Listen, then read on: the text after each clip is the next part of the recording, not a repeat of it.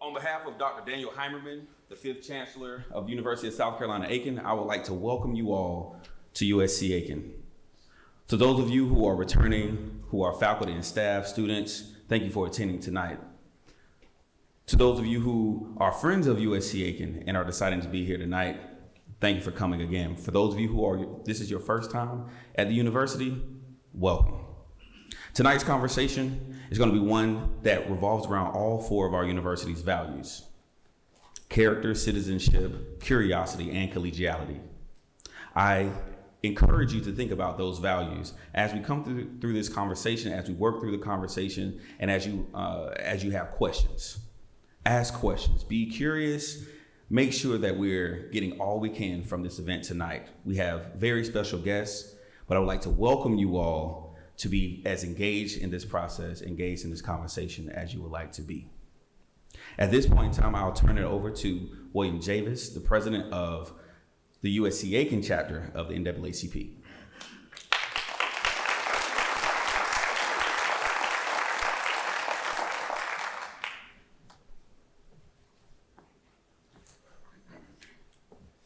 Good evening. My name is William Javis, the current NAACP president here at USC Aiken, and I'll be introducing our moderator for tonight. As the Equal Employment Opportunity, Employee Concerns, and Diversity Manager for the Savannah River Mission completion, Stephanie Franklin is responsible for diversity management and policies that promote and or maintain company compliance and appropriate laws and directives. Her professional achievements include managing the EEO and diversity organization, addressing employee issues, employment policies, sexual harassment, racial discrimination, and providing recommendations for resolutions of root causes to management.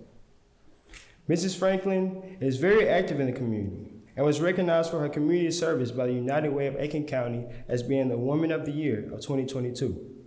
She is the current president of Alpha Kappa Alpha Sorority Incorporated, Kappa Upsilon Omega Chapter, the chairperson of the USC Aiken Inclusion Advisory Council, the chairperson of the Women at Liquid Waste, an affinity group at SRS, and the chairperson of the Women United.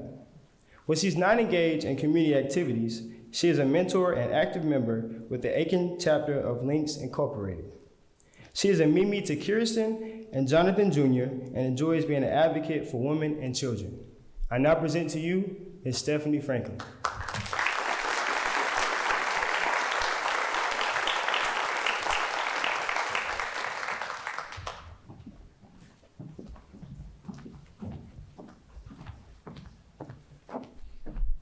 Evening.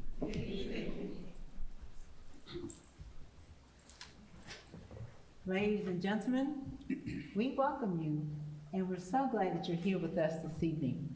We're going to be talking about a very, very, very important topic. Voting matters. Do you think voting matters? Yes. How much does it matter? A lot. It matters a lot, doesn't it? And so that's why we're here tonight, because voting matters. And we've invited these young people here from the university because we want to remind them that voting matters. And all of us need to be reminded that if we are not voting, we are not exercising our rights that have been fought for and died for. And so tonight I'm so excited about this discussion that we're having and the individuals that we have here. I'll be presenting them to you in just a few minutes, but I want to go ahead and just start setting the stage. The Voting Rights Act was passed in 1965. So we're talking about 57 years ago. We started, even before then, having this conversation. It's important that we don't have to continue to fight to vote. This act was passed to protect against racial discrimination in voting. This act delivered on the promise of the 14th and the 15th Amendments that every citizen is entitled to an equal opportunity to participate in our democracy. Yet, there's been Supreme Court decisions that has challenged that has tried to eradicate those decisions. And that shows up very subtly. You know, we have a process where we can go in and we can check the ballot. And so we don't think about all of those hurdles that have been brought along the way. Hurdles that restrict our votes. Hurdles that has increased voter suppression and disenfranchisement throughout the United States, but particularly here in the South. Examples are, do you have your photo ID? Another example, do you have proof of your citizenship? Another example, we're going to cut back on the number of precincts that are available to you to vote. And so, as we begin this conversation, these panelists, they are advocates. They are here to continue to educate us about why voting matters, and for us to all recognize when our vote is being suppressed and how we are being disenfranchised. Let's put some definitions out for us this evening. When we talk about voter suppression, that's any effort that can prevent eligible voters from registering to vote or indeed voting at all. These are achieved, voter suppression, through laws that are passed. Laws that restrict the right to vote, but also in the form of the governments allowing private citizens to intimidate voters or elected officials. I think we've seen a lot of that recently here. Also, spreading misinformation. Have we had a lot of misinformation being spread about the votes being challenged, about it being stolen? We've had a lot of misinformation. And when that misinformation comes out, do people want to go out and vote? Do they believe in the system? No. So we have to recognize that that is a tactic. And one more definition, voter disenfranchisement, which is any effort to prevent citizens from expressing their right to vote, typically, historically, with poll taxes or literacy tests or felony conviction. And these efforts have been primarily directed at minorities, African Americans, important pillars of our citizenship. So tonight, we have Mr. Leon W. Russell. He was elected chairman of the NAACP National Boards of Directors at his annual Board of Directors meeting in New York on February 18, 2017. Mr. Russell has a very extensive bio, and that's going to be presented to you, but I want to just add some more information about him so you can know why he's here on the stage tonight. Mr. Russell has served as a member of the NAACP National Board of Directors since 1990. He retired in January 2012 after serving as the Director of the Office of Human Rights for Pinellas County Government in Clearwater, Florida, since January of 1977. And in this position, Mr. Russell was responsible for implementing the county's affirmative action and human rights ordinance, which provide for development of a racially and sexually diverse workforce reflecting the general makeup of the local civilian labor force and the implementation of the county's equal employment opportunity programs. And those programs involve the implementation of this ordinance over employees in all departments under the county administrator and the 5 constitutional officers. One last thing I want to tell you about him is he has received numerous civic awards and citations. He was born and grew up in Pulaski, Virginia, where he attended segregated Calfrey Elementary School, Christenberg Institute, and graduated from Pulaski High School in 1968. He is a 1972 graduate of East Tennessee State University in Johnson City, Tennessee, with a BS in political science. His first job out of college was as a field representative for the Kentucky Commission on Human Rights in Louisville, Kentucky.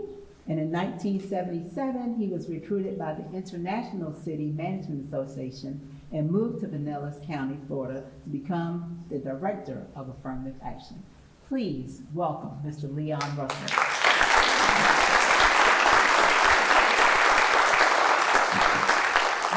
I'd now like to present Ms. Lynn Shuler Teague. She was born in Orangeburg, South Carolina. She grew up in Columbia and moved to New Mexico in 1968 at the time of her marriage to George Teague. She is a professional archaeologist and was on the faculty of Arizona State Museum at the University of Arizona for many years, where she served as director of the museum's Cultural Resource Management Division and later as coordinator of Arizona's reparation laws protecting Native American and other burials and sacred objects. She has published extensively on Southwestern prehistory and on Native American burial protection issues. She and her husband returned to South Carolina at the time of their retirement. Since 2012, she has served as the League's volunteer lobbyist at the State House. Voting rights and elections are the highest priority for the League, but she also has been involved in advocacy on redistricting, ethics, utility regulation, healthcare access, and other good government issues of concern to the League and the people of South Carolina. Let us welcome Ms. Lynn Shuler Teague.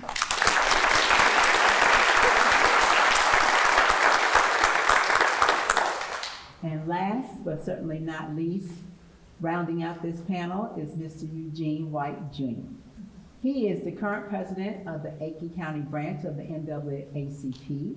Prior to assuming this role, he served 2 terms as the education chair on the branch's executive committee. He assumed the presidency with the idea that the 3 fundamental tenets of a great society are education, public safety, and business and commercial relations. And he is working to ensure that there is equity for all in these 3 areas. His guiding mantra as branch president is, make it fair for everyone.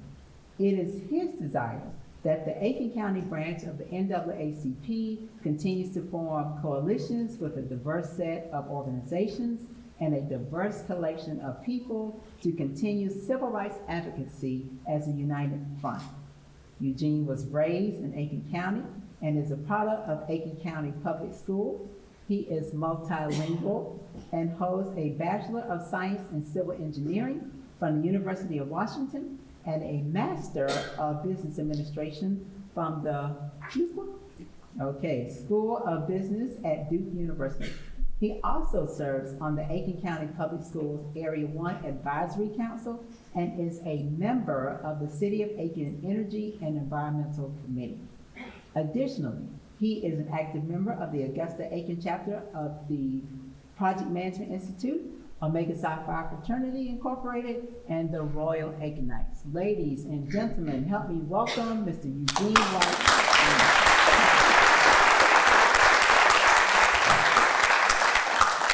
So you now understand why we have these wonderful panelists here tonight to talk about this very important subject. And whenever I encounter people that are advocates for civil rights and for women and children and for just doing the right thing, I like to ask the question, how did you become this advocate? Did this advocacy find you or did you find it? Well, for me, I think it found me. And I've recently come to somewhat understand my personal connection to the NAACP. Obviously, I've been an NAACPer since I was in high school.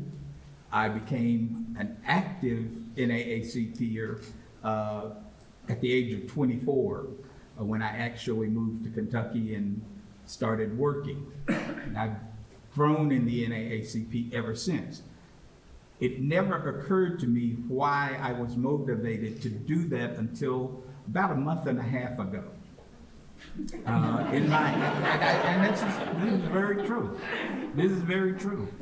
About a month and a half ago, some friends of mine from elementary school called in Pulaski County, Calfee Training School, as it was called in those days, closed after schools were integrated, and there's a group of people who are working to recreate that school as a community center.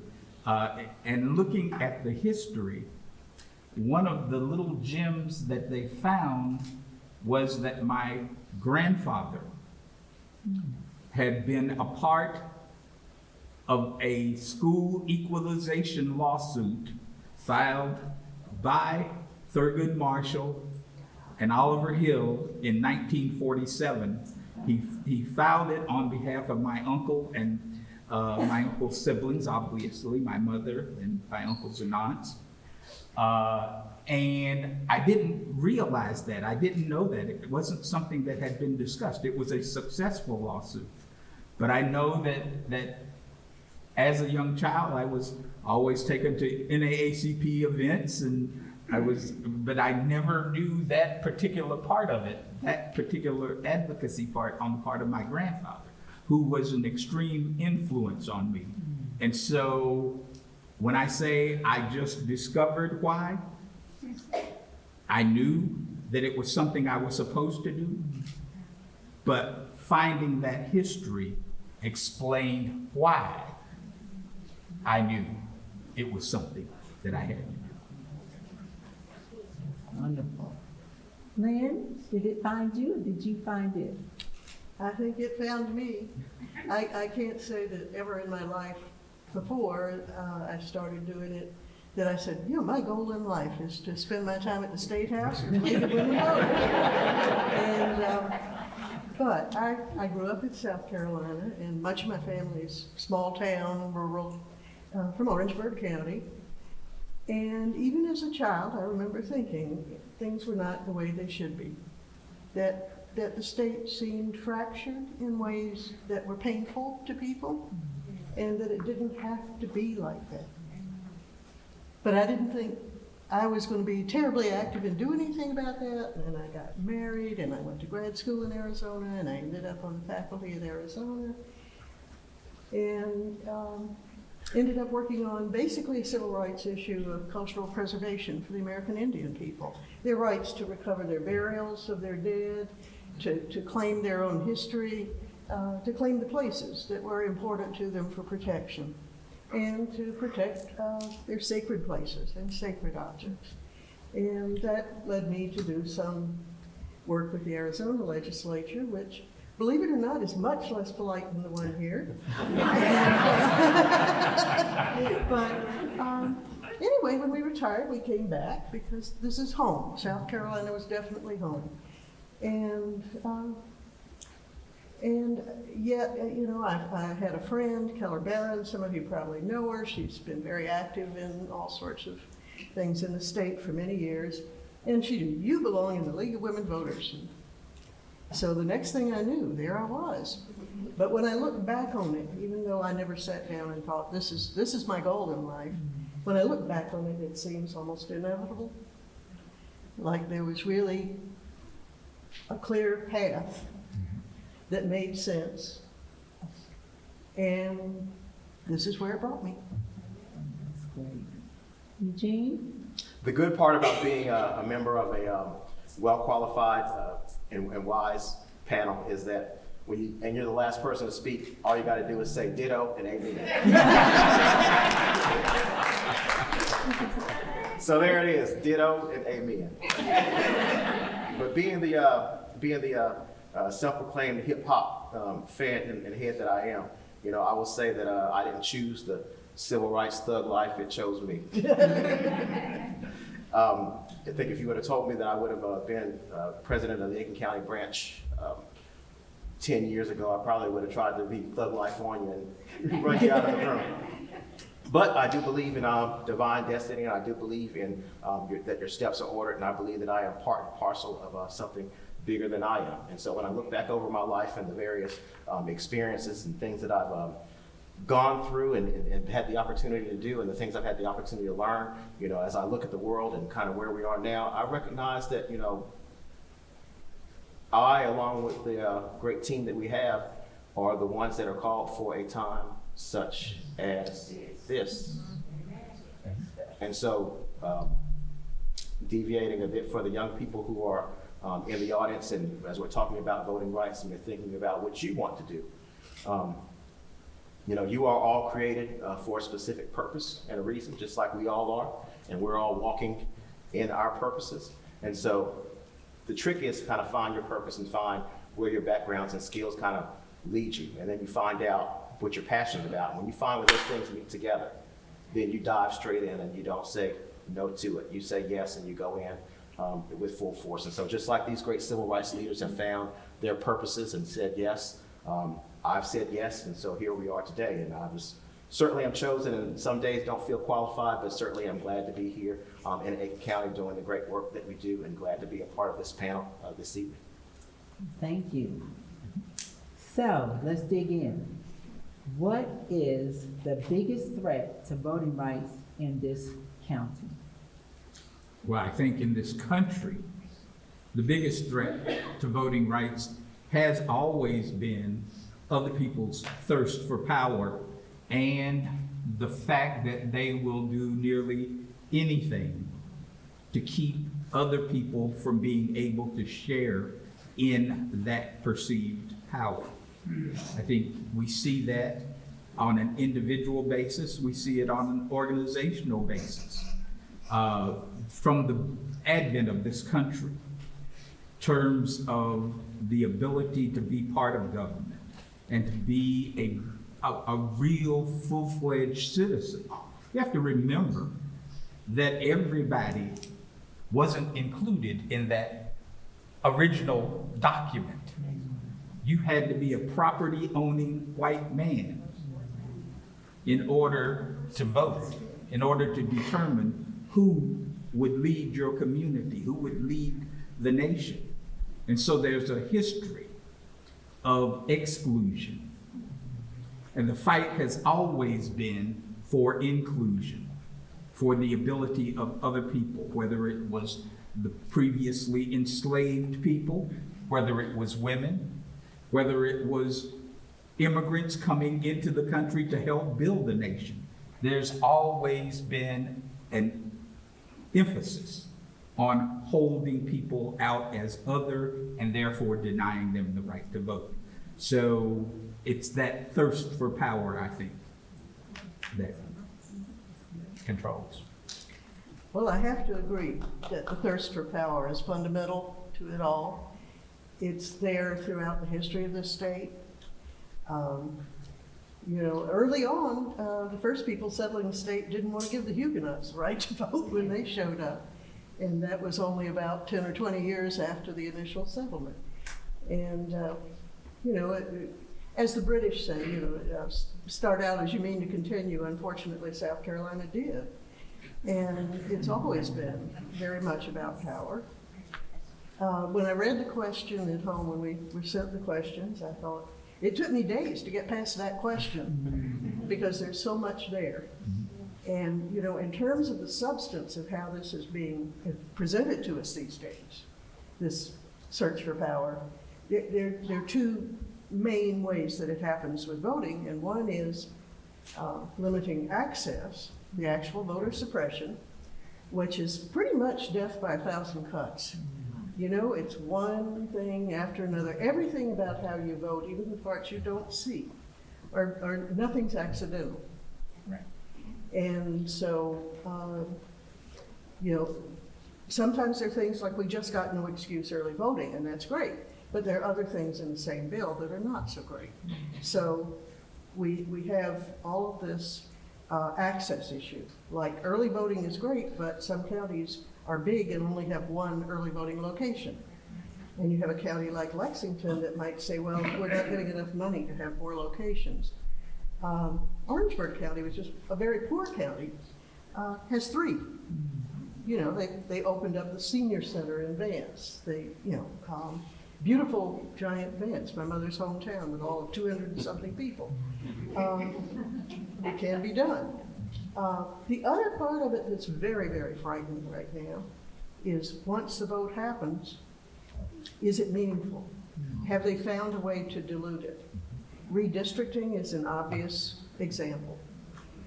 We were very involved in redistricting, working very closely with the NAACP. I was on weekly Zoom calls with Brenda Murphy and others and attorneys from LDF and so forth. And the Senate didn't do too bad a job here. It's not great, but it's not terrible. The House map, we have, the league's full of nerds, and we have mathematicians who ran simulations on a Cray supercomputer. And out of 11.8 billion simulations, only 470 maps were more extreme than the one the House adopted. And what people during the debate about this said when we announced this was, for God's sake, don't show them those 470. They'll probably take one of those. So there's redistricting, and there's scary things like the Supreme Court next year taking a case that would potentially allow state legislatures to act with impunity in deciding how elections are run, not subject to any second guessing from the courts or even their own constitutional provisions. So within that whole power grab, we have both access and we have meaning and influence and actual power. And we have to pay attention to all of it. Eugene? Ditto and amen. We hold these truths to be self-evident, that all people are created equal, with the inalienable rights of life, liberty, and the pursuit of happiness. And so based on that, we have constructed a great experiment here in North America, which has come to be the shining example of the world about how democracy can work, and the foundation of that is the vote. Amen. And when the confidence in that fundamental right and that foundation has been shaken, then we are in a world of trouble. So if we think back a few years ago and thinking about how it was said that, oh, it's all rigged, that kind of planted a seed saying that perhaps, this great experiment isn't what it is, and it's all rigged and it isn't going to work. Now, advance a few more years now, and the election worked out the way it did. And so we worked and through that administration. And then now we have folks who are educated, who are wealthy, who are prominent folks in society who think that the election was rigged. And so as a result then, that spun in a series of events that have rippled and are continuing to ripple today. State houses across the nation started passing bills to protect the vote. And as a result of trying to protect those folks to vote, we started drawing these funny lines during the redistricting process. And we started limiting folks' access to be able to vote in person and to vote early and to be able to help and assist people to start to vote. And so secretaries of state and state legislators have started to pass this. And so I would say probably the biggest thing that we worry about is the doubt in the system. Because when you start to doubt the system, where do you go and what do you do? Because you really can't believe everything. You can't believe anything. Now, in this technological system, I can send out a tweet that can go around the world in seconds, and it may not exactly be the truth. But people will like it and they'll share it and they'll believe it. And so the folks who are telling the truth now have that great responsibility in figuring out, how do I counter this information that's gone around the world in a matter of seconds now, when people want to stand up and they want to believe this thing that just certainly is not true. And we've established doubt in the system. And then again, that's manifested in so many different ways. And so one thing that I say often is that if we take voting, we take public safety, we take economic empowerment, and we take education, we can make this society, this community, whatever we want it to be. But that power is shaken when I don't believe in the system anymore. So the challenge to us then is that how do we challenge things that aren't true? How do we challenge big lies? We have to tell big truth. And so one thing I found kind of in the course of this work is that, you kind of have to have tough skin. Because when you're out doing the work, it's messy, it's hot, it's sweaty. People are going to tell you they don't care, they don't want to know, they don't want to be bothered. But that's kind of part of the trap, right? So if I can convince people that this whole system doesn't work for them, this power system, which allows us the power to shape this community into the image that we want it to be, it doesn't work anymore. How do I go back and I have to change that mind? And so that's why organizations like the League of Women's Voters, the NAACP, our Greek letter societies, all the community-based organizations need to get together and work hard to change, because it's the mentality that needs to be changed. And as we go forth, we tell the truth, and we show that people who aren't citizens aren't voting, and we say that these elections are free and fair, and they're being run like they should be. And when we stop the attacks against our school boards and our election commissions, and when we stop those things and start to stand up for what's right and for what's the truth, then we have an opportunity to turn the tide and really shape this community into what we want it to be and make it a better place for not only ourselves, but our family, but most importantly for our children. One thing I want to put out and make sure that we understand in terms of the greatest threat, I believe, currently, feeding on what Eugene has said and what Lynn has said, is simply the fact that there are those who are putting in place laws that make me worry that no matter how we vote, that we'll never know the result, the true result of those votes, because of the court decision that should come out of North Carolina, could come out of North Carolina next year, relative to laying this all at the feet of the legislatures, putting people in place who have no interest in counting the vote, but deciding themselves what the outcome is, rather than counting the vote to determine how you determined what ought to happen. So we heard about these threats. And so the question now is, are African Americans the only group targeted by voter suppression tactics, or do the tactics impact other communities? So I'm gonna skip around and go to Ms. Lynn. There are other communities, definitely, that are affected. One of the most obvious is the whole community of people who are aged and who have, especially people living in group living situations and so forth, it often becomes very difficult to vote. Things are done, laws are passed, and then sometimes there's all this collateral damage. People with disabilities. There are all sorts of impediments to people with disabilities voting that are supposed to have been fixed by federal law a long time ago, but actually it's very complicated, to be fair, because disabilities covers an awful lot of ground. And from neurological to vision to auditory to mobility and so forth. But anytime voting becomes harder, those populations are also hit disproportionately because it's already harder for them in the first place. I think generally people who live in rural areas with poor transportation are hit hard. And sometimes that is collateral damage rather than targeted. But there it is. If you only have one voting location in a large area, then it's going to affect everybody there. People who are working can't get off work. No public transportation. It all builds. So this permeates the whole community. There are people disadvantaged in every corner, but it tends to fall more heavily on some than others. Routinely, both intentionally and sometimes unintentionally, it falls harder on some than others. Jean? I guess I can't say ditto and amen anymore. I'm going to channel a sermon that I heard decades ago. And you've heard me talk. I usually don't go in this direction, but it's true.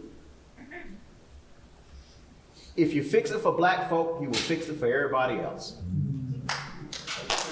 That is very true.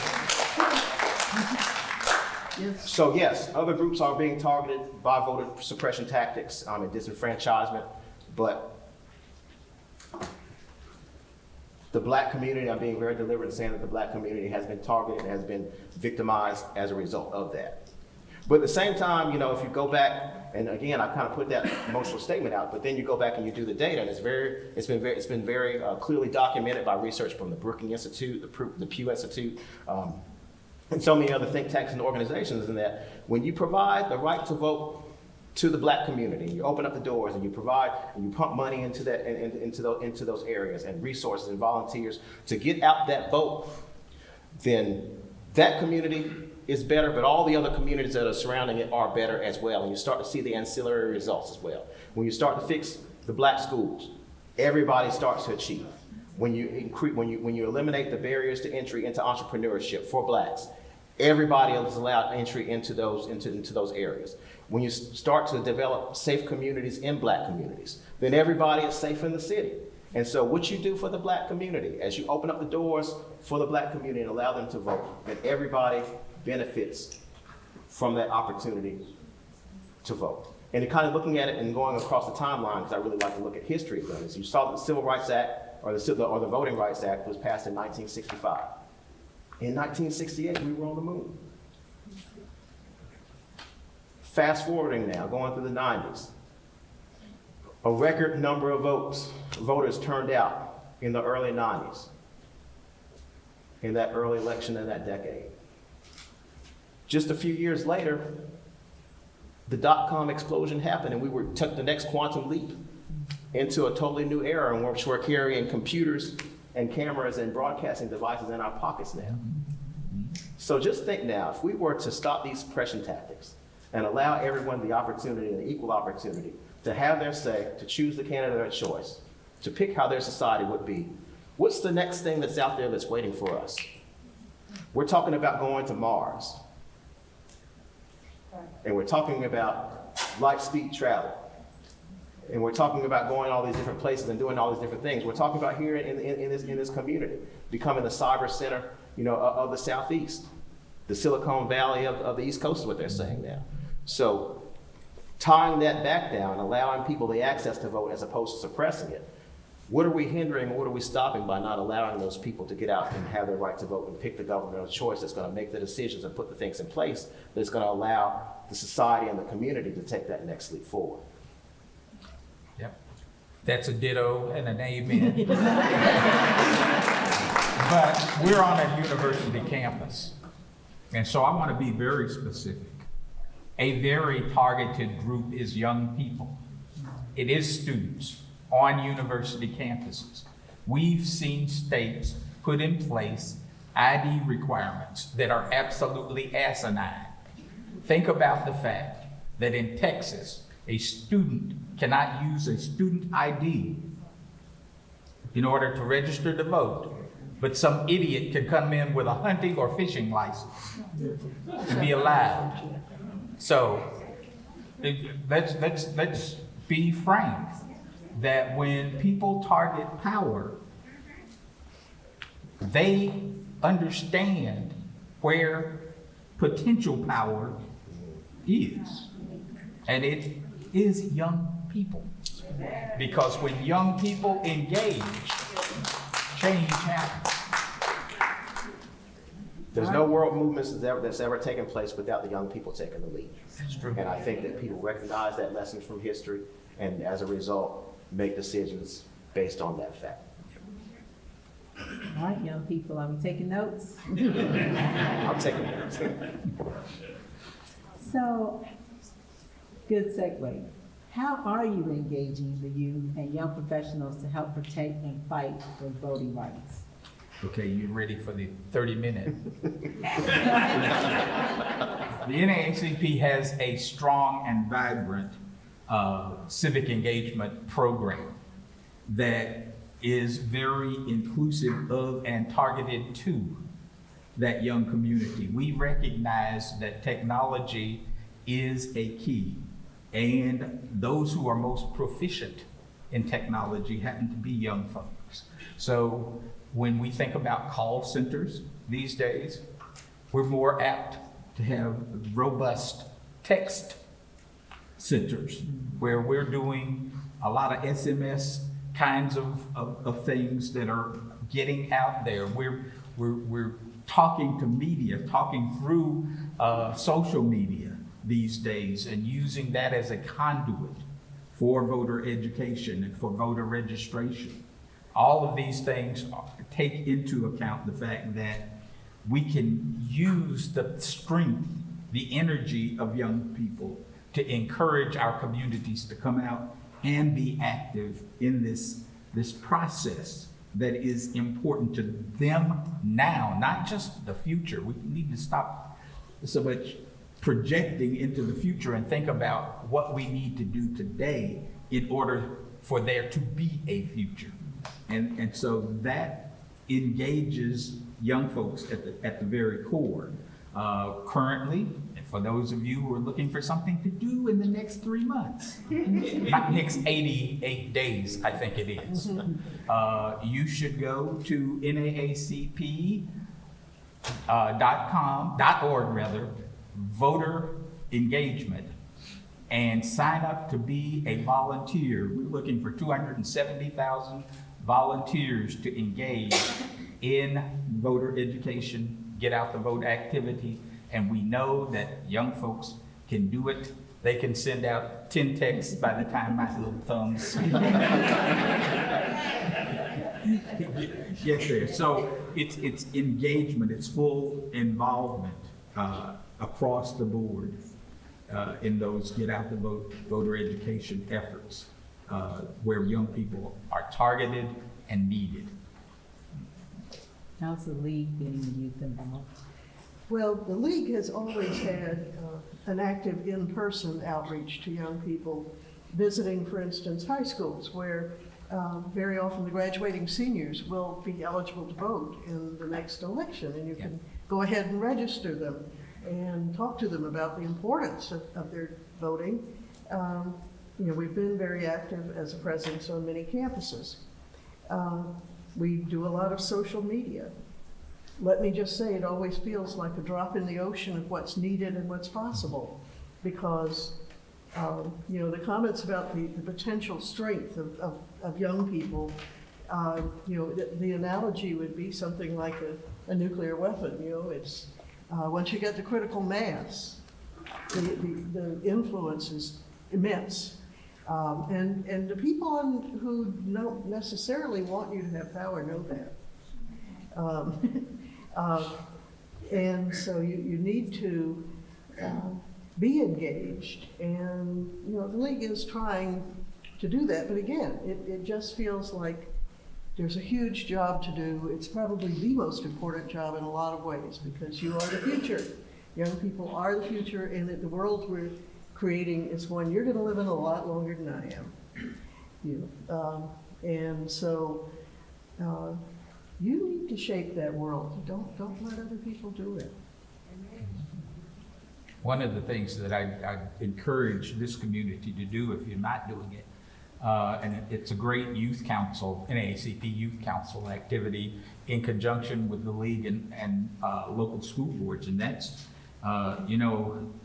those 17-year-olds who are going to turn 18 in time to vote, having in high school, voter registration campaigns to include them. That's a great youth activity. We do know that people who start off voting, when they first become eligible, continue to vote.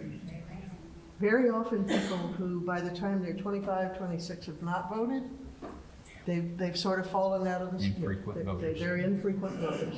So it's very, very important to get people started young. I'm going to shift your question.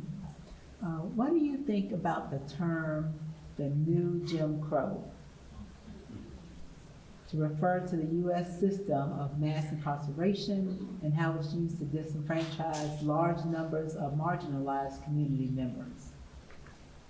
It's a terrible thing, right? So I think the 13th Amendment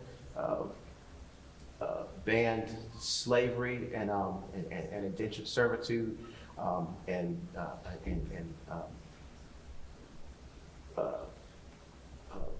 they use the word of service that you don't sign up for, except for criminals, right? And that's the involuntary servitude. That's it.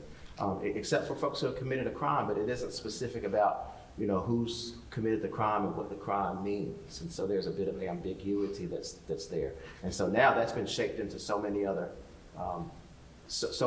things, right? And so the scary part is that, because we talked about during the panel, is that we're in a season now where we can shape and change laws and roll back election results and turn things where, I can call a crime a capital crime, or it could be a misdemeanor. So what does that really mean? And the folks who determine that are folks that we elect through direct election or are chosen or appointed by the folks that we elect. And so again, as we talk about and kind of step back there and we say that, voting is a constitutional right. And so what that leaves me with is a bit of what we call cognitive dissonance, in that now I can take the vote away from someone who's committed a crime. But that person may have committed a crime and paid their debt to society. So was the person of what was the intent from them committing that or paying that debt to society? Was it to rehabilitate them or to continue to punish them through life by taking away a constitutional right? And so again, we're in a very scary season in that, things that we never would have thought would happen in legislative space are certainly a possibility. And we've seen that in the last few weeks. Go ahead, Chairman. No, but the problem is that history does repeat itself. And I think it's important to understand that what you just talked about is what happened after the 13th Amendment. When the South, after the Civil War, saw a multitude of black folk go into public office. I mean, if you think about where did public education come from? There was no public education in this country until black folk got in state legislatures and started to create laws that created public education. Jim Crow came about because folks decided that was too much. That was too much. And so we had to do things that turned that around. So criminalization, you are a slave, but now you're a sharecropper. You're still doing the things you did as a slave, but now there's a question of voting. So that chicken that you killed for Sunday dinner, that's the master's, that's your boss's chicken. And now, because you killed the chicken, you've committed a crime that will keep you from being able to vote. Fast forward, 2022, we'll come up with something else that you do that will negate your ability to participate, that will take away your franchise. And so if we're not careful, we're in danger of repeating where we've already been. And the crazy part is that it's regional and it's geographical, right? Because when we look at voting, when we dip down below the Mason-Dixon line, it's like, how do I preserve my right to vote? How do I get to vote? It's such a fight and such a struggle, but when I move past it, then it's like, well, how do I enable you to vote? There are certain states in this union that, if you can be in the custody of the state's election, you can be in jail and you can vote. Mm-hmm. But you come to another state and that's not the case. And so which one is right, and when we have this inconsistent definition of what the right to vote is, that certainly does make that new Jim Crow something that's very dangerous. I think we need to recognize too the element of intimidation in all of this. Yes. Because it isn't just who's incarcerated, it's what that message is that's sent. And we know, for example, that one young woman was sentenced to 6 years in prison for voting when her probation officer even had told her it was legal, that she was, she was fine, it was legal. And I gather there's now a reconsideration of her case. I hope that's true. But that message was certainly pretty intentional. A 6-year sentence for making a mistake about, she hadn't finished her probation. And it is different in every state. And one thing the League has tried to do is to get written into law that the Corrections Department is responsible for informing people accurately about their rights and when they can vote, so that people don't end up not voting out of fear that they might make a mistake. Year after year, we try. It's still not on the books. Yeah, the citizens of Florida passed a law that said that returning citizens, the formerly incarcerated, would be able to vote immediately once they had completed all of their sentencing.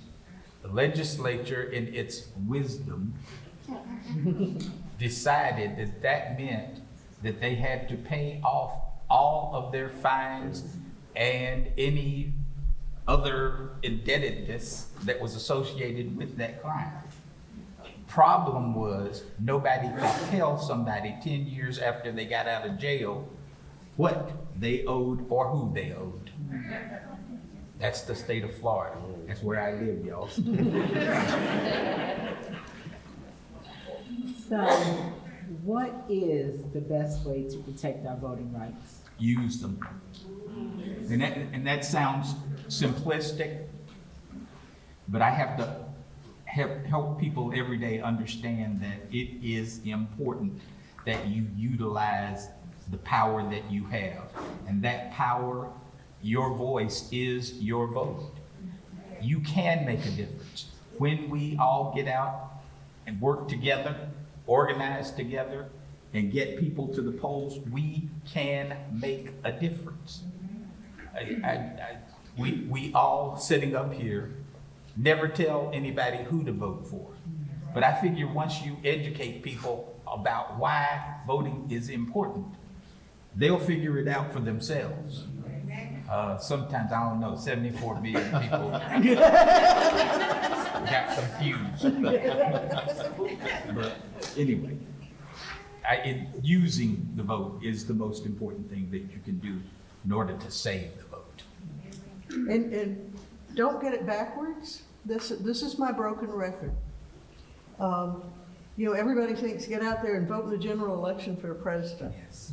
You're not going to have a huge impact on who's elected president living in the state of South Carolina, folks. I hate to tell you, not in the general election. You might actually in a primary, but not in the general. Remember that the people you elect for county council, city council, the solicitors, the attorney general, all these people matter tremendously. The state legislators, the mayors. You know, solicitors decide whether to prosecute or not.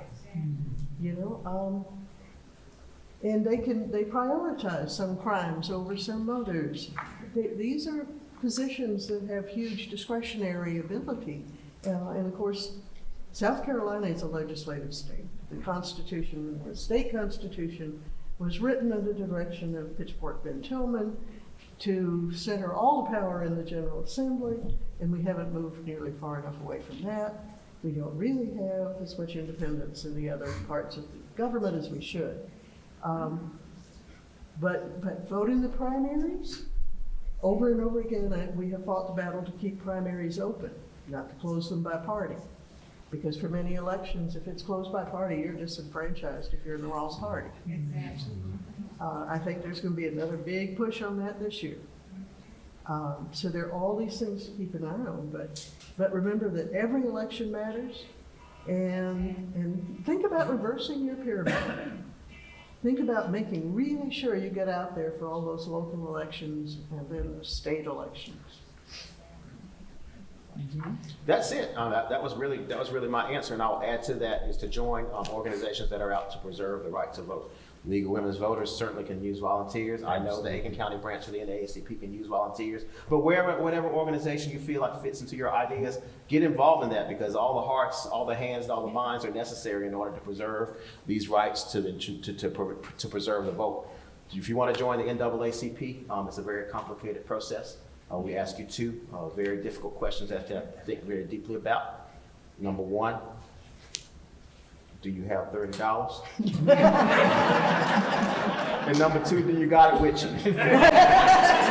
If you answer both of those, thank you, Mr. Gallman, you can become a member of the NAACP. So jesting aside, join up with an organization that is dedicated to preserving the right to vote, because if we're all in our silos just kind of operating individually, that certainly doesn't have the impact by you pledging your talents to an organization that can use your help in preserving those rights.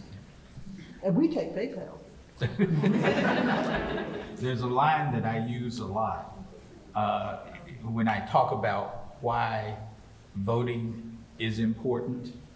It's because you're electing the policymakers and the people who put people in place who enact policies.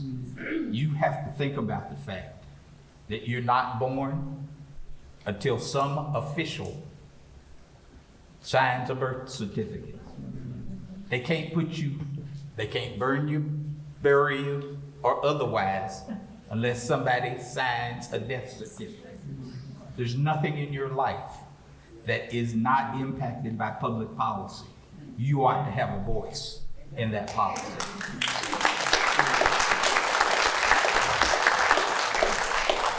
So Lynn, I'm gonna start with you.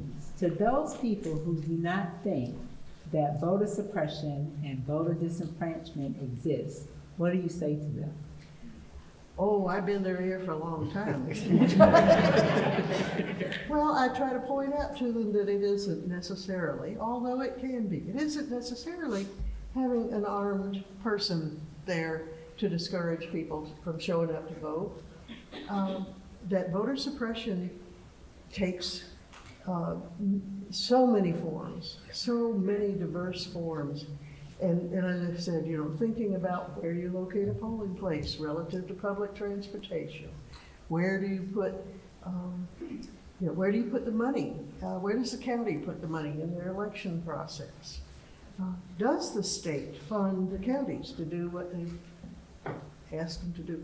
I start giving them examples. I haven't had anybody try to fight me too much after a while because there are just so many examples. And then you look at redistricting sort of issues and, our congressional map, our new congressional map, which thank goodness NAACP is fighting in for. Much of it is hopeless in the sense the population distribution shape it. But Congressional District 1 in the league map was extremely competitive. It was +1 deep. And we now have a map that, with our figures, is +14R. And they did that by systematically excluding black voters.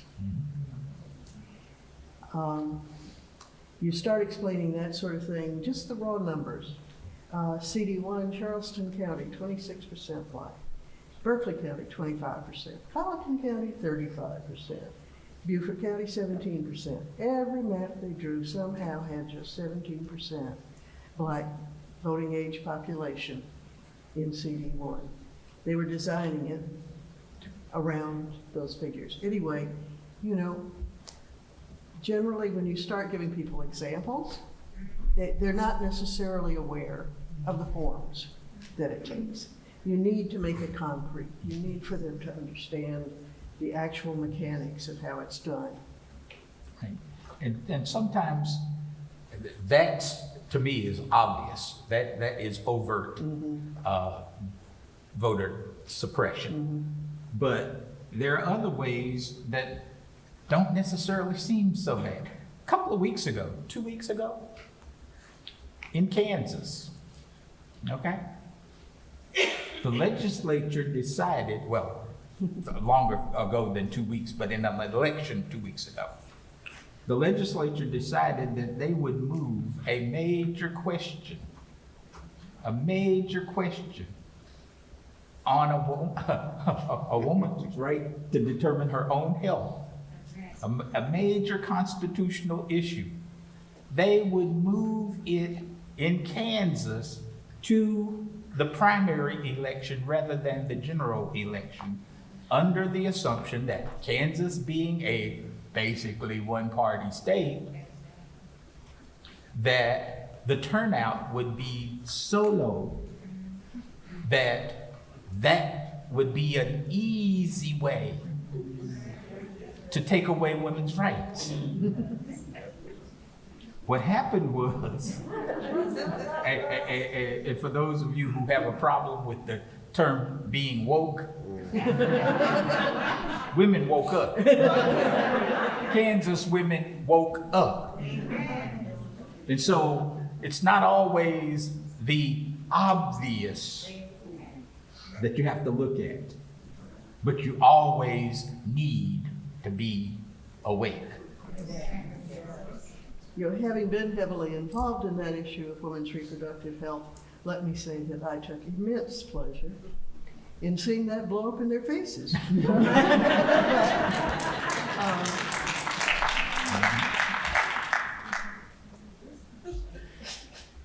I I think I echo certainly what Chairman Russell was mentioning. So what I'm most concerned with are kind of the covert ways, the very long things that sort of rock you to sleep so that you woke up.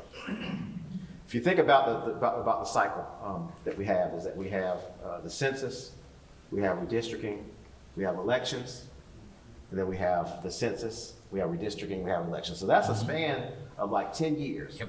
And so when you talk about the decision of a woman's right to choose and the shaping of that court, those years that we're turning have been turning for decades, for a very, very long time. And so this is very much a long game. And so it's very important to kind of pay attention to the details. My wife's family, I'll admit, is teaching me to play spades because I didn't know.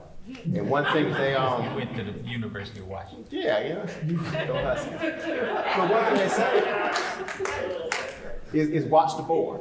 And that's what we got to do, folks. We got to watch the board because there's so many games and there's so many things that are kind of out there that are turning. And that's why it's important to be involved in these organizations who can give you the information and give you the insight and kind of show you what's important and educate you when it's time to go to the polls and kind of help you make the best decision about the candidate of your choice. That's why it's important to continue to be engaged with these organizations who can educate you and help you mobilize to the polls, because these games and these things that are going on to suppress your vote and take it away, they've been spinning and they've been spinning for a very long time.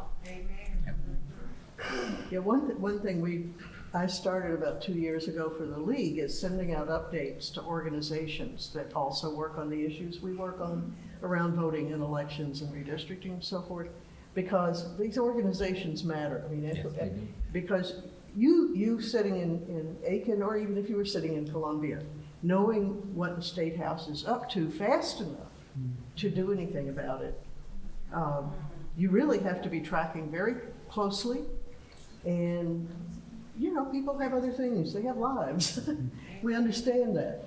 But if you're part of an organization that is working on that, and then the organization share information and partner, as the league does with NAACP regularly, and ACLU and other compatible organizations, and working together, all these organizations empower individuals because you have the information, you have access, because there are people working across the board to give it to you.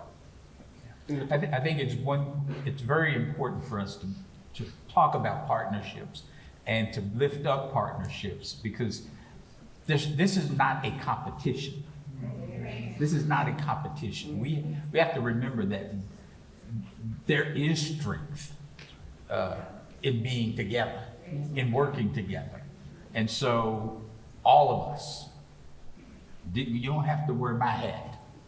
Wear your own hat, your own t-shirt, but let's go do the work. It's all right.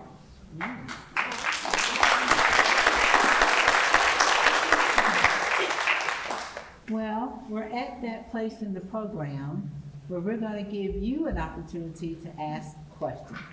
So Valencia and Doug will have microphones. Raise your hand if you have a question and they will come to you. So are there any questions from the audience at this time? It's got to be. Okay, I see a hand in the middle. Let's see, who can reach you? I might can go through the middle here. Y'all don't mind squeezing in between y'all. Hello.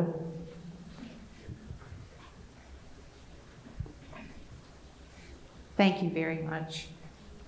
First of all, I'd like to reinforce one of the points that was made about down ballot voting, because those elected officials are every bit as important and impactful to your life as an individual as the president or your senator. And that leads me to my next question. How can we be educated about what our candidates stand for? I really hate it when someone goes to the polls and say, do a straight ballot ticket, because they really don't know what they're getting. So how can we know what those candidates stand for? The first thing that a partnership ought to do, whether it's NAACP and the league and the fraternities and the sororities, we have to have community session. We've got to bring together political forums in our communities. We've got to bring the candidates in and have them talk in our communities. And we've got to have people from our communities asking them the important questions about their community so that they understand what people want to do when they get elected or what they say they're going to do, and then hold them accountable in that next election. And you can't do that if you make it just an every 4-year sport. It's got to be constant. So get together. I mean, churches, you can't get zoned. So let us use your building to have a forum where we bring candidates together and talk about the issues. That's what we do. And don't just, listen to them, tell them. Yeah. I have often given talks at the State House to groups like young social workers. And the point I keep trying to make to them is, this is your building. You've got every bit as much right to be in this building as anybody else who's here, and they need to listen to you. And it's actually kind of surprising how quickly they will listen if they know that people are paying attention. I had the very funny experience of one fellow's campaign manager wanted to talk to me. He was very upset because he'd gotten like a dozen notes and letters about an issue. And he said, well, you must have put out an action alert.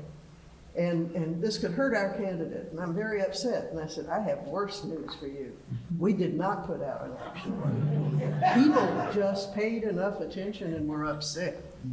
So, listen to them, ask them questions, and tell them what you want. And if at all possible, do it some way other than clicking on an automatic email, because that's the least effective way to talk to them. They know how easy it is. But if they think you've gone to the trouble to actually write a letter or make a phone call to their office, talk to a staff member, whatever, that matters a lot more.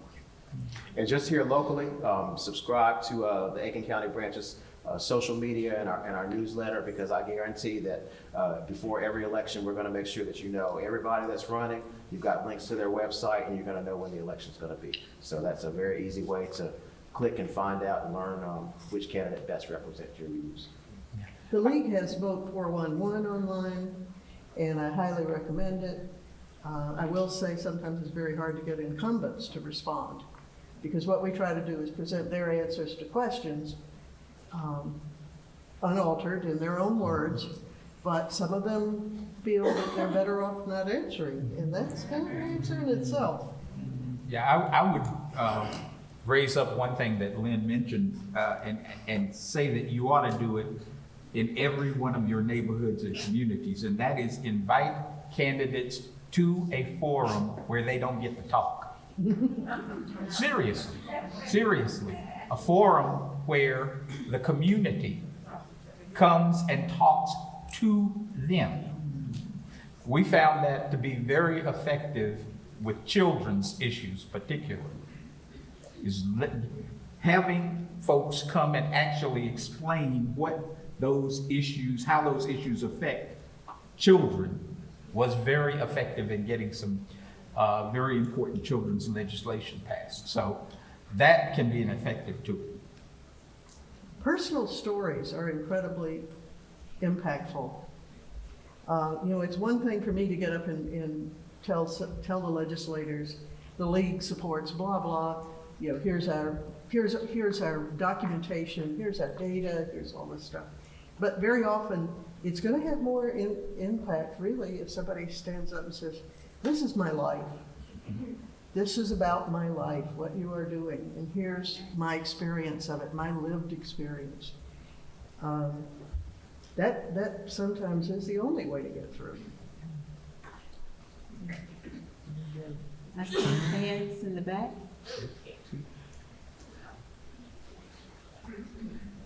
I'm coming up this way. If you don't mind.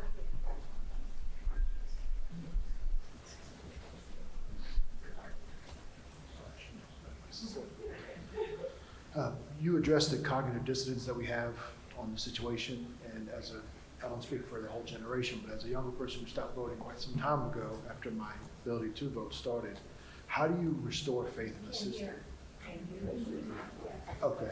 I don't speak for the whole generation, but as a younger person who initially started voting and has stopped in recent years, and with the battle of cognitive dissonance between me and my fellow man and the truth in the system, how do you restore that faith? We are more interconnected now than we ever have been, and I think people care less about each other than they ever have been. How do you restore that faith? First thing is, I would encourage anybody who is discouraged about what they feel isn't happening is to sit down find some people who you can talk to. Find an organization that you can talk to. But do your own investigation of the issues, because people will tell you that nothing is happening when there is a lot going on.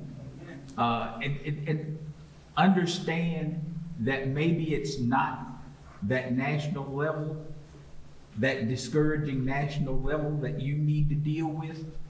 Maybe it is the fact that in your neighborhood, the drainage doesn't work. Your street floods. You can get engaged.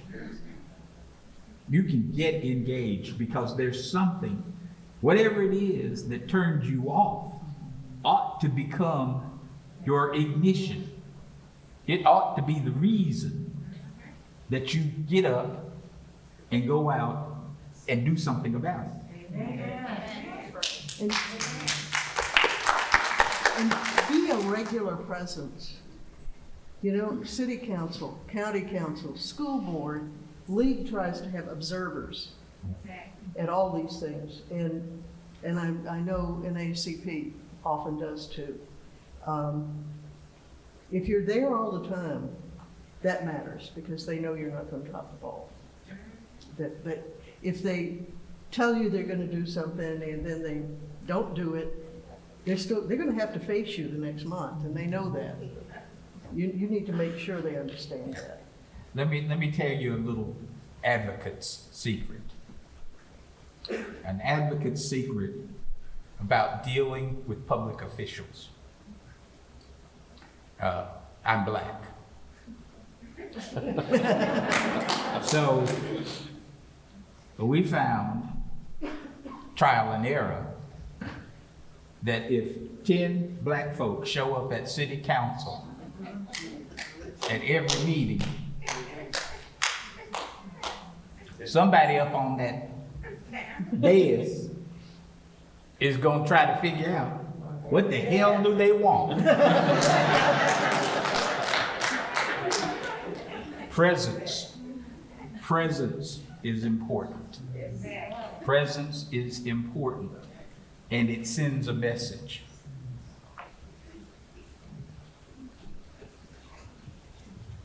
Hi, I had a question. This is more of the opposite, not about suppression, but maintaining security when it comes to votes, that only one person is voting. We moved here from Georgia, and for the 2020 election, my husband and I together received no less than 3 absentee ballots trying to get our vote, and each had unique identifiers that were different. So that, plus I was thinking about what you were talking about, people using fishing licenses in certain states to be able to register to vote or to be able to vote. So what do you propose to do to keep the elections secure so that you know that one person is voting and only that one vote is counted for that person, and that they aren't multiply voting for their candidates?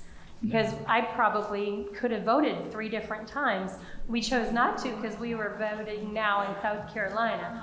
But with that in mind, what are your thoughts on that? I would have to know, first of all, a little bit more about the situation. I'm not familiar with the laws of South Carolina, but I know that in most states, in Florida, it's an election supervisor only sends ballot, well, first of all, you have to have voted in order to get an application for an absentee or a mail-in ballot. And then once you've done it, you only get one, unless you have, I'm not sure what the system is. And I'm looking at Lynn, I'm looking at Lynn to answer that. Yeah, the system here is only one would be counted. Yeah. I'm not sure how you got the multiples, but I'm pretty sure that only one would be counted. Was it an absentee ballot or was it a sample ballot? Yeah, now that's another possibility, because organizations will sometimes send out pretty misleading sample ballots, often with a good intention, sometimes with not so good intentions. But the process, unfortunately, talking about voter suppression, the process of absentee voting by mail in South Carolina has become more complex. There are many pitfalls, and there are measures that are basically voter suppression there. But the one thing I'm very sure of is that in almost all cases, well, you can't be totally sure of anything that involves computers, but I'd be very astonished if more than one ballot ever got counted in that situation. Most of the people who handle this are actually they have good intentions. And I definitely wouldn't be brave enough to try to cast a 3 votes, because the odds wouldn't be in your favor. Right, yeah. You can take one more question. Y'all discussed the history of voting and voter suppression. I just wanted to know what y'all think would happen if, instead of it being the way it is, if the, what was I thinking? How do I word it?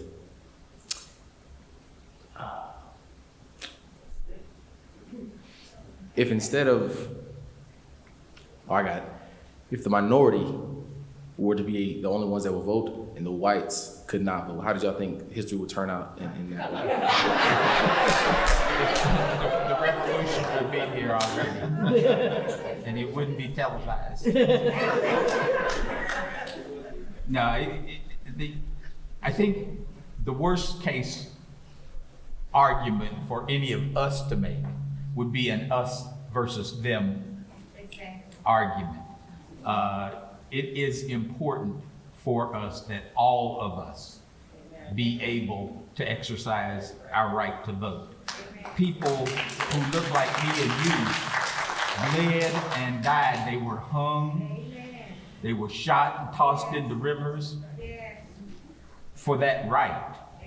And at the end of the day, I do believe in where he started, which is that this is supposed to be. We created this democratic experiment to be government of the people, by the people, for the people, not government for somebody else, by somebody else that takes advantage of the people.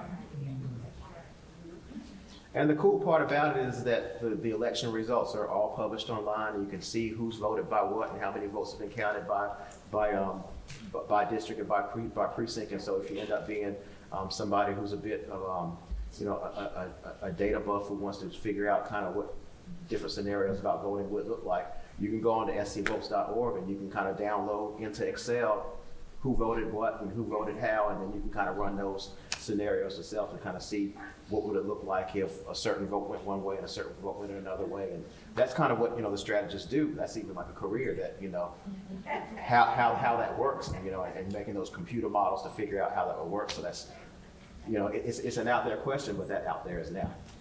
One of the things, and Lynn's talked about redistricting a lot this evening, but the actual process of redistricting, of drawing districts, is an extreme science. And it's based on history, and it's based on history of what's happened at the block level. So that I always kind of spurt, and that's a problem of having drawn districts. We might not be able to tell you how you voted, but we can tell you pretty much how 5 out of 10 people on your block voted over the last 25 years. And that's how we project what a district will, how it will perform going forward.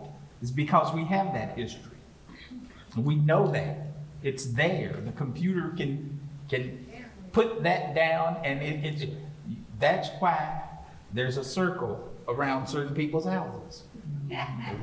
It's why when Lynn decides that she's gonna run for the Senate, her current senator will draw her out of her district because they know where she is, and they pretty much know what the history is. So the only way to beat the system is to play it. Yep. And you gotta play for the, and you have to play with intent, because if you think about it, I'm glad we're talking about redistricting, is that you think about it, somebody who's 15 right now will be 25 when it's time for the next redistricting. Somebody who was 55 during this cycle will be 65 during the next cycle. So I don't know where I'm gonna be in 10 years, but I was very intentional during this process to make sure that, I wrote down everything, took copious notes about what I was saying and what I was doing, and also bringing some of our youth council along by the side saying, hey, this is the game, and this is the game you're gonna be playing in 10 years. So that when they become 25 and then we become 35 during the next cycle, they'll be prepared with some institutional knowledge about how to navigate this next cycle.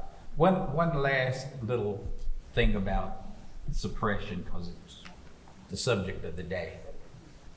Your participation in the census process is extremely important.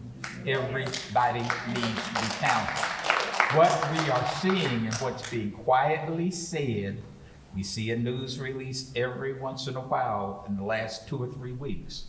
It has become obvious that rural America and some urban centers were significantly undercounted, which has given some state legislatures the ability to draw some pretty funny looking stuff when you actually know who lives where. So your participation in the census is a major, major part of being able to express your franchise. That definitely happened in South Carolina. There was a serious undercount of the whole I-95 corridor area, and the reliance on online census and the lack of adequate in-person census taking definitely undercounted minorities horribly, undercounted those rural areas horribly.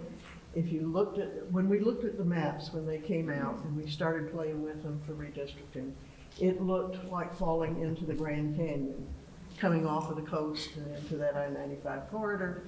And while the I-95 corridor is not growing like the coast, this was kind of crazy.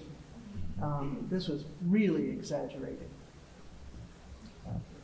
Ladies and gentlemen, please join me in thanking our panelists.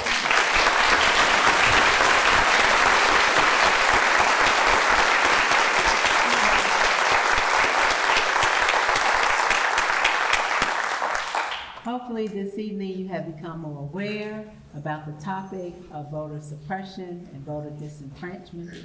Hopefully you are called to want to go and take some action to get involved with our youth and ensure that they are aware of their eligibility to vote. Your action within your neighborhood to make sure that your neighbor is registered to vote. Your action for yourself to make sure that you are voting when it counts, and it counts every time there is an opportunity to vote. I again want to thank this panel for being here, for arming us with this wonderful information. A little public announcement: we want you to be sure to visit the Voices and Votes Democracy in America exhibit at the Aiken County Historical Museum to learn more about this topic. And we also, you see our wonderful sponsors listed here. We want to thank the sponsors for making this program available to us tonight. We want to thank the Smithsonian Museum on Main Street. We want to thank the South Carolina Humanities, and special thanks to our planning committee, the Aiken County branch of the NAACP, USC Aiken College chapter of the NAACP, the Etherredge Center, and the Inn at House Lake. And I want to put out a special thanks to the members of Alpha Kappa Alpha Sorority Incorporated, Kappa Upsilon Omega chapter for being here tonight to help us register those who are interested in being registered to vote. And I want to thank all of you for taking the time out this evening to join us and participate in this conversation. May you always remember that it's important for us to vote. Good night, everyone.